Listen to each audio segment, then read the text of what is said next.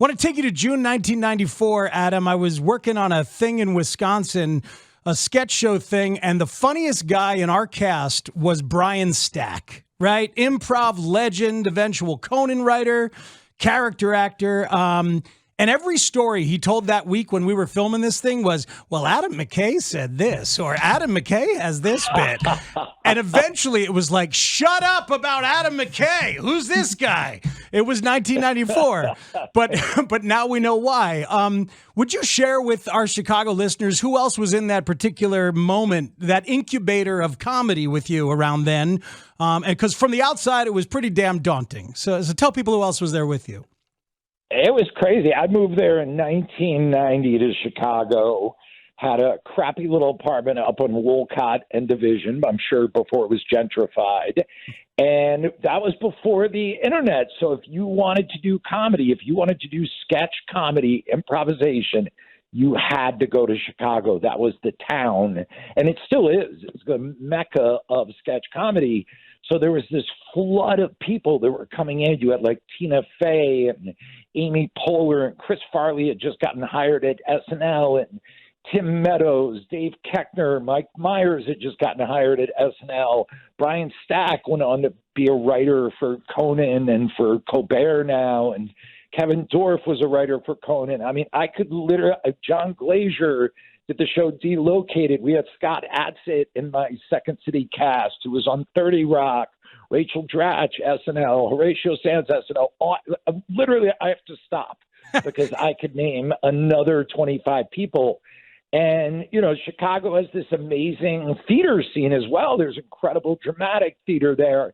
And it was just this insanely fertile time where we started the Upright Citizens Brigade. We were studying with Del Close. We got to do Second City.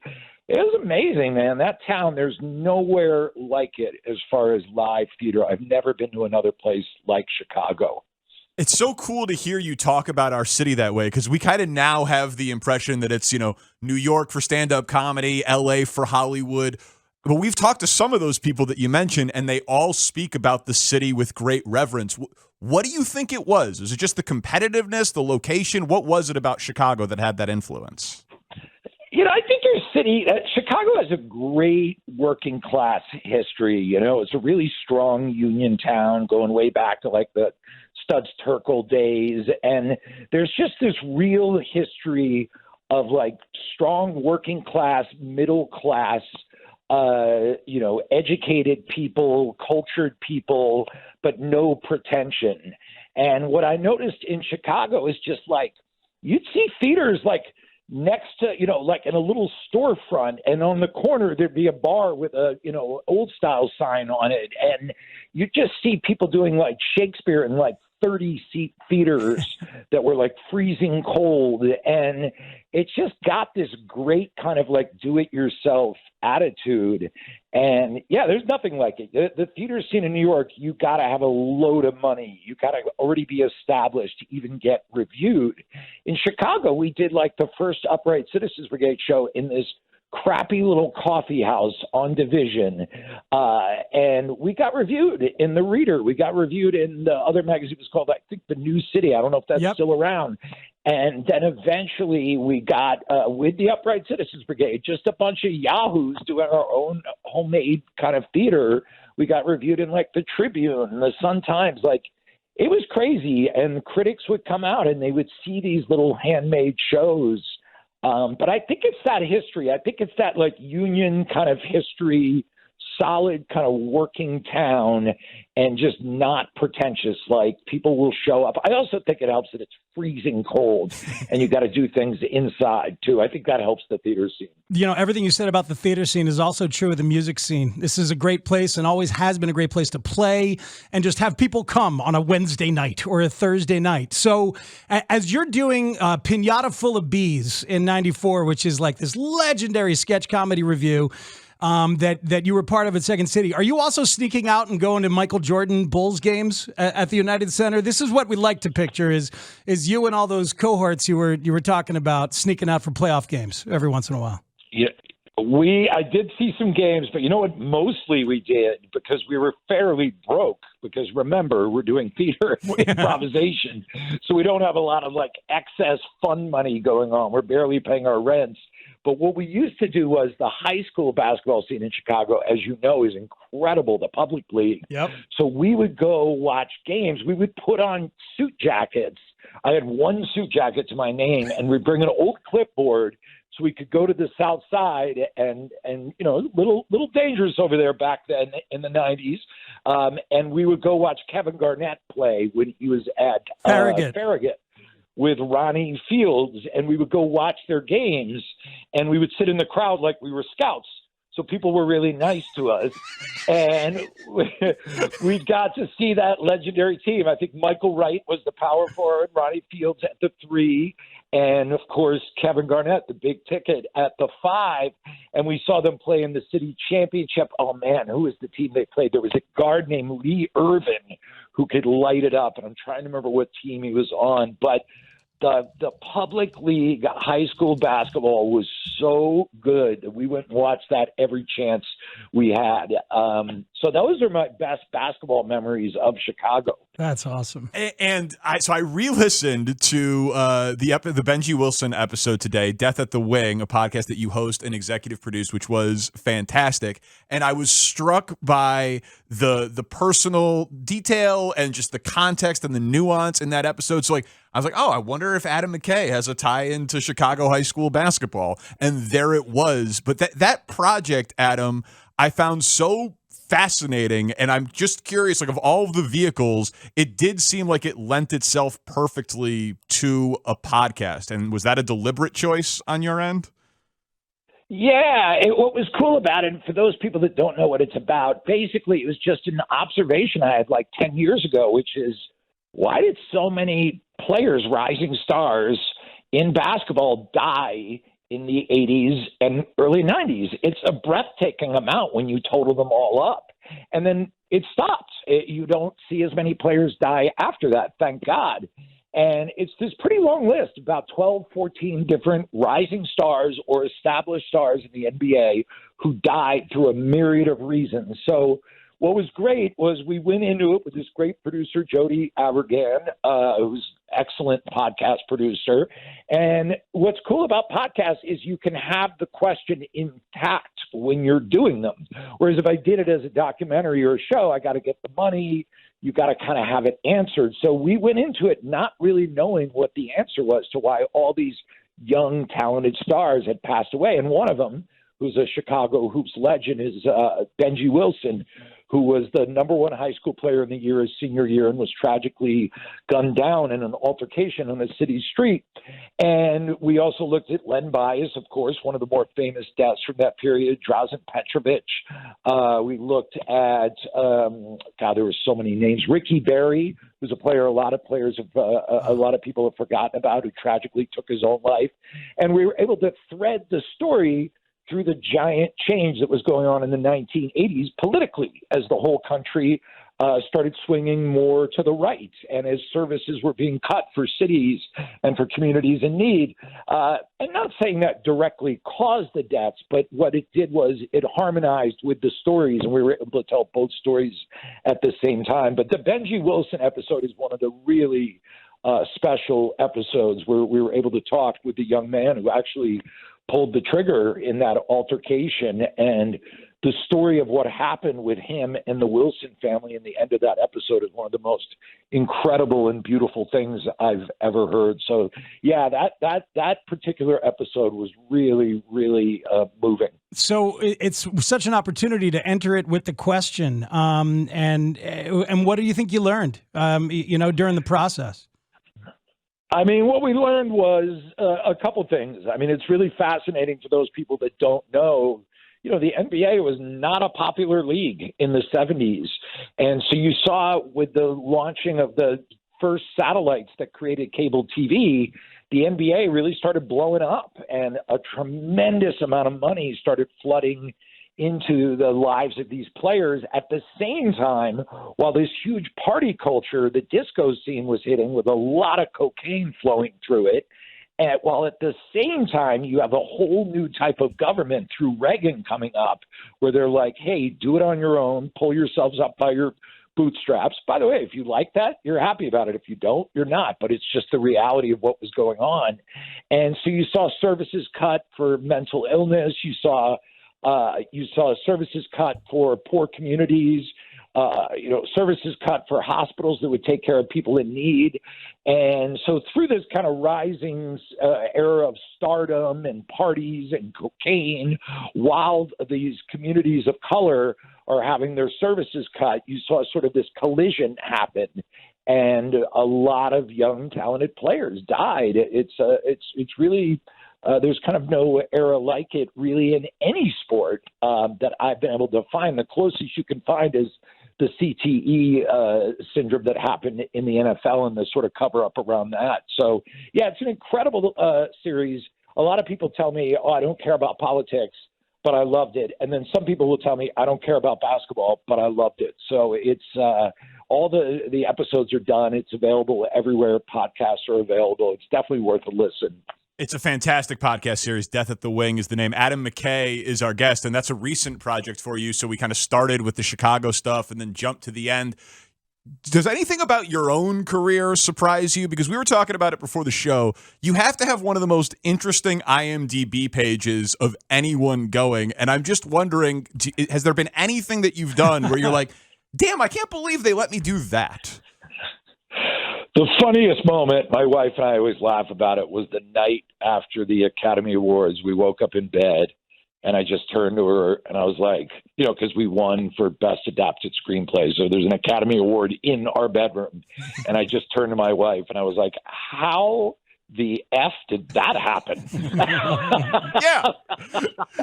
We both just started laughing. We're like, what the hell? Yeah, it's been crazy. I mean, I was a guy, when I got to Chicago, I was doing improv. I was teaching improv. I was working at Second City at the Improv Olympic. And I was happy. I was like, this is good, man. If this is the next, 40, 50 years, I'm in heaven. I love this town. I love the theater scene. I can do this. So, yeah, every little step, every change has just been surprising and most of all fun as hell and exciting. But, I always tell people, they're like, boy, you got a little more dramatic with the stuff that you're doing lately. And I was like, well, no, I didn't get more dramatic. The world got crazier. So it's, at a certain point, I would love to just keep making movies like Step Brothers for the rest of my life. But, with the world being just the giant wood chipper full of circus peanuts that it is right now, it's like kind of hard to keep doing those movies. When the world got crazier than Step Brothers, I knew I had to adjust. Yeah, and I've heard you in multiple interviews talk about that, and it's totally relatable and fascinating, and I love the work that you've done. We both do in that way. But I was still thinking, like, okay, it makes sense, right? The improv star, comedy, head writer, SNL, you get to meet these people, meet Will Ferrell, do all this comedy stuff, have all of these big hits. And then The Big Short happens, and like Christian Bale he's maybe the best, right? How do you go from being Will Ferrell's guy to like Christian Bale does one movie seemingly every few years, and now you're getting him Academy Award nominations? Like, was that like him validating you in any way? There has to be a story of that relationship coming together, and then you guys become creative partners. Yeah, that was just such a man. Like I hate to use the word blessing, but I think that's the right word. Where you're like, how did this happen?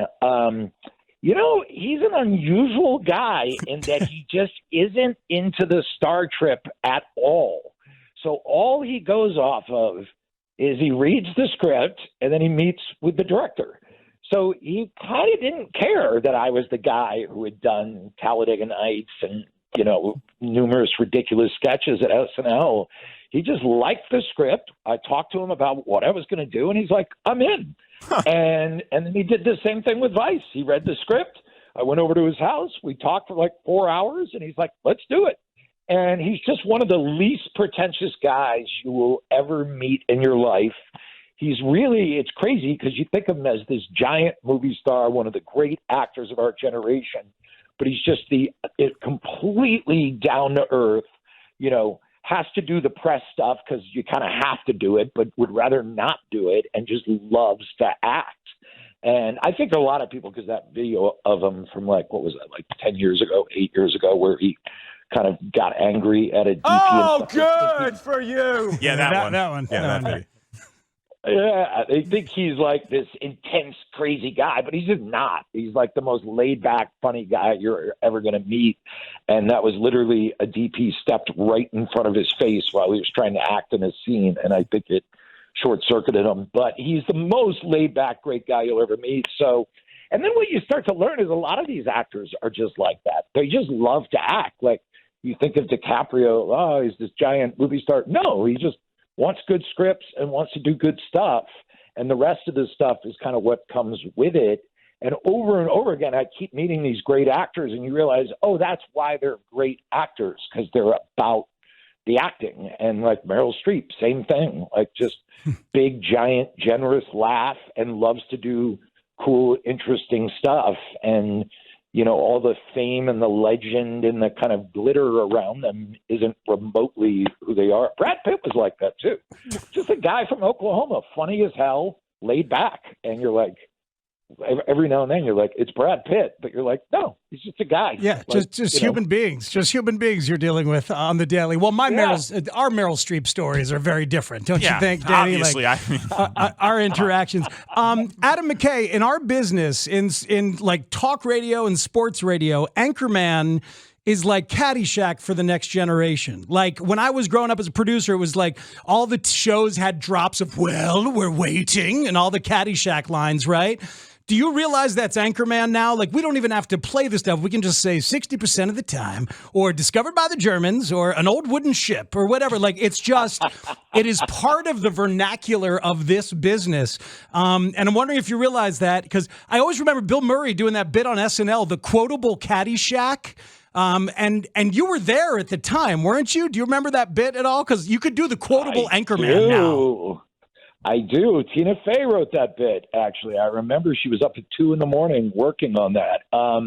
Yeah, well, the cool thing about hearing you say that, and it is really enjoyable to hear it quoted all over the place. Like, it's shocking how much it pops up in, like, articles, or you'll hear it during a sporting event.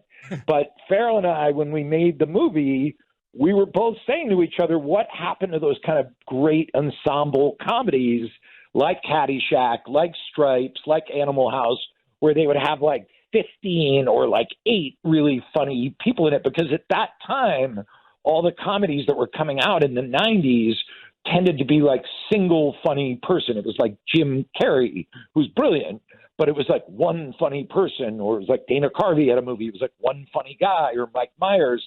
And so when Farrell and I did Anchorman, we're like, let's do a movie where, like the read option, you don't know where the ball's going to go. You don't know who's going to be funny in any kind of scene. So that was the entire intention of the movie, was let's make a movie that's in the spirit of that, because that's how Farrell and I grew up on the movies you're talking about, like Caddyshack. Well, that's what it has become, is for this generation. It totally has. Well, look, we've been dying to have you on, because we know what a sports guy you are, and you need a Chicago show of record for sports thoughts. Like, the Bulls are awesome. They're 4-0. We spent a good 20 minutes dissecting why DeMar DeRozan is such a great closer to have as they develop their offense together and the defense clicks first. So tell me it's real, Adam. Yeah. Like, are the Bulls real?